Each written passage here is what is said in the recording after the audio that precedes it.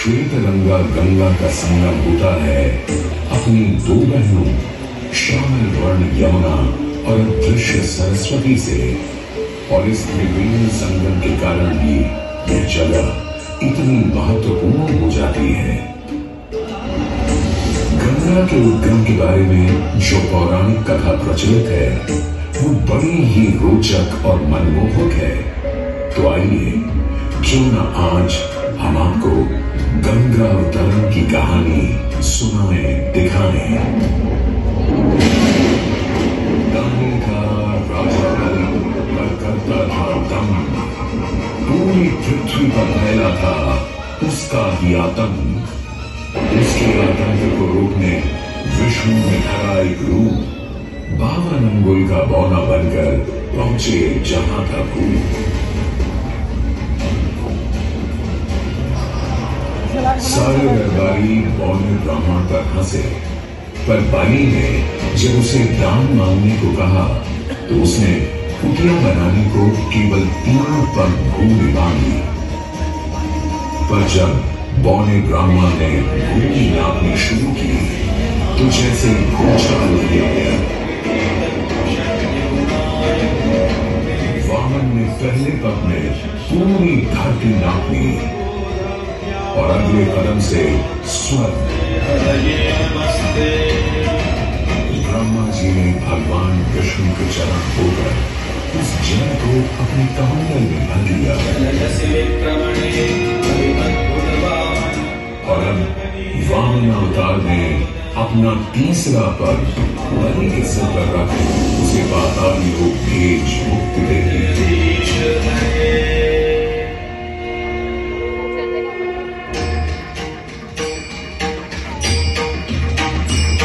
स्वर्गलोक में भगवान ब्रह्मा जी ने जब चरणामृत में हाथ डाला तो वहीं से निकल आई चंचल निर्मल धवल गंगा जी। पवित्रा किंतु चंचला, आज से तू मेरी पुत्री और नाम तेरा गंगा।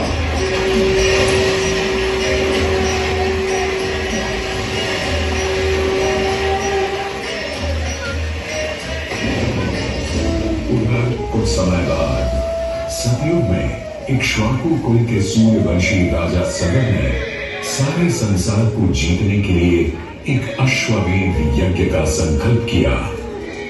सुने सुने सुने सब सुने, या चिन्हित पूजित धवल अश्व जहां भी जाएगा वो भूमि राजा सगर की मानी जाएगी। यदि किसी ने इस अश्व को रोका या पकड़ा तो उसे सगर के 60,000 एक पुत्रों और उनकी लक्षाधिक सेना का सामना करना पड़ेगा। सुने सुने सुने। सगर का अश्व अजेय अपराजेय बढ़ता जा रहा था और स्वर्गलोक में बढ़ती जा रही थी देवेंद्र इंद्र की दुविधा। डरकर वो अश्व को रोकने की युक्ति लगाने लगे।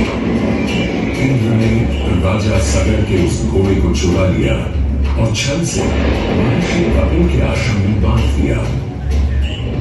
घोड़े को खोजते हुए राजा सगर के 60,000 पुत्र महर्षि कपिल के आश्रम में पहुंचे।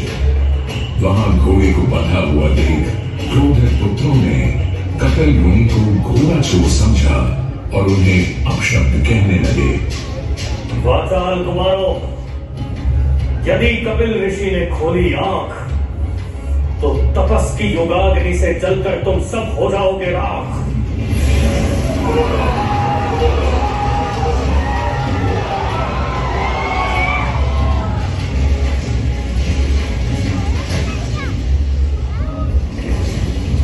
उधर सगर थे चिंतित, न अश्व का पता था न पुत्रों का कोई समाचार।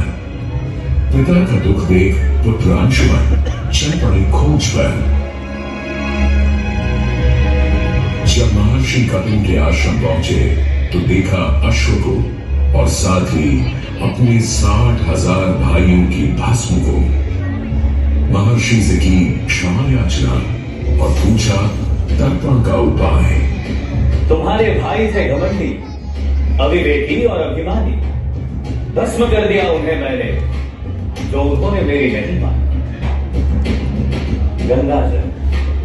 केवल गंगा जल ही दे सकता है मुक्ति उन्हें जो भस्म हुए तुम्हारे परिजन। अंशुमन को अपने भाइयों के तर्पण के लिए गंगा को लाने का बहुत मन था, किंतु किसी को राजधर्म भी तो निभाना था और राज भी चलाना था।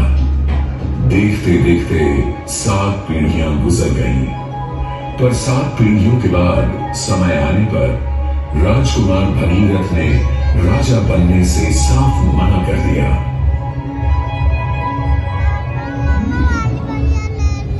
क्षमा कीजिए,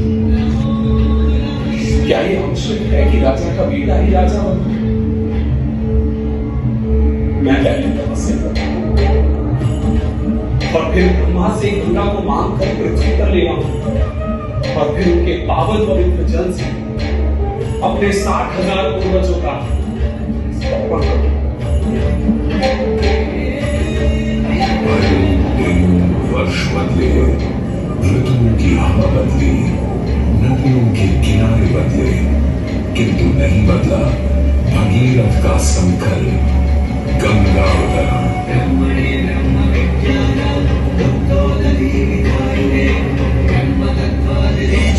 पुत्र भगीरथ, हम तुम्हारे तप से प्रसन्न हैं। बताओ, क्या आशीर्वाद चाहिए? हे भगवत, मेरे पूर्वज के तर्पण के लिए मुझे आपकी पुत्री गंगा चाहिए। तथास्तु, किंतु यदि गंगा स्वर्ग से सीधे धरती पर गिरी तो पृथ्वी को चीरते हुए गंगा सीधे पाताल में पहुंच जाएगी।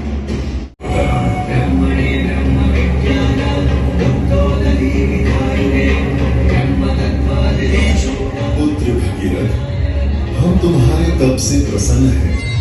बताओ, क्या आशीर्वाद चाहिए? हे भगवत, मेरे पूर्वज के तर्पण के लिए मुझे आपकी पुत्री गंगा चाहिए।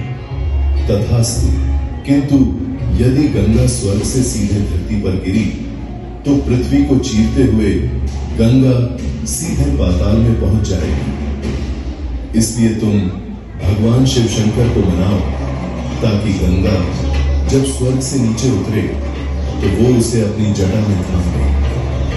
अब भगीरथ ने एक अंगूठे पर खड़े होकर भगवान शंकर को मनाने के लिए शिव शंकर का जाप शुरू कर दिया। जय महापद जय पतिपावन शोक प्रशावन शिव शंभो विपद विहारम अधम उद्धारण सत्य सनातन शिव शंभो राजवचन हर जल जन वर अवध वर पुत्र, कोई भी वर मांग लो आज। हे प्रभु, जब गंगा स्वर्ग से धरती पर गिरे तब आप बीच में उन्हें अपनी जटाओं में सांग ले, नहीं तो पूरी पृथ्वी नष्ट हो जाएगी। बस इतनी सी बात? ठीक है, ब्रह्मदेव से कहो शिव तैयार है, आने दो गंगा को, आने दो। शिव शंभो जय जय जय जय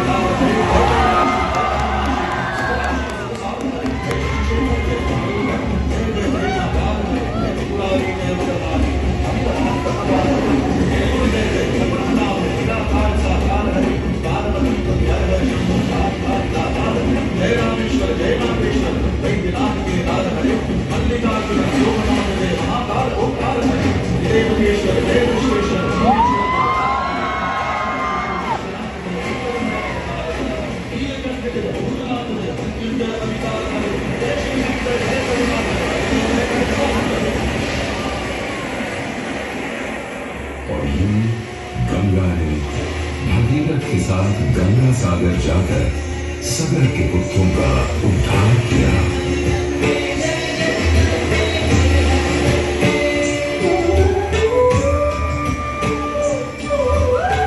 साथ ही वह भारत की सबसे महत्वपूर्ण नदी बन गई, जिसका भारत के जीवन में धार्मिक, आर्थिक, सामाजिक, ऐतिहासिक अभिदान अनंत है।